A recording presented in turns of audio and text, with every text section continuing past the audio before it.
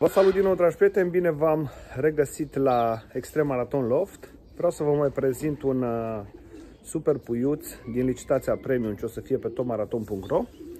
Este o combinație între porumbeii Triului Magirescu Joc Dorneanu și porumbeii domnului Moise Dinu.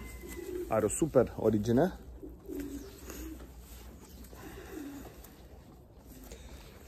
Ce pot să vă spun? Tatăl masculului este de la Triul Magirescu Joc Dorneanu, este fiu din 004, semifrate cu Power Knight.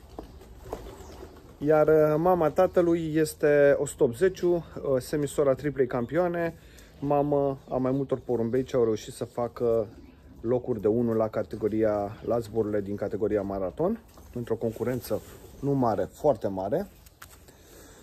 Pe partea cealaltă, mama este reprodusă la domnul Moise Dinu, este frică din Hosul, campion național la As Maraton, dar în același timp este și nepoată Super 61. Deci avem familia Super 61, avem Hosul Moise Dinu, avem semisora triplei campioane, avem pe 004 tatăl lui Power Knight și el 004 campion național la As Maraton.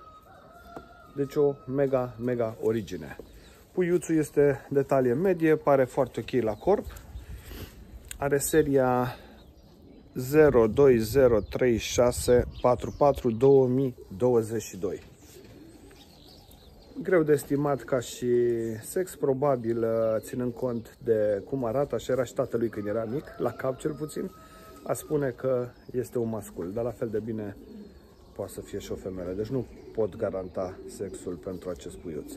Puiuțul găsiți disponibil pe topmarathon.ro la secțiunea licitații. Puteți intra acolo și vedeți mai multe detalii despre originea lui. Eu vă salut și toate cele bune!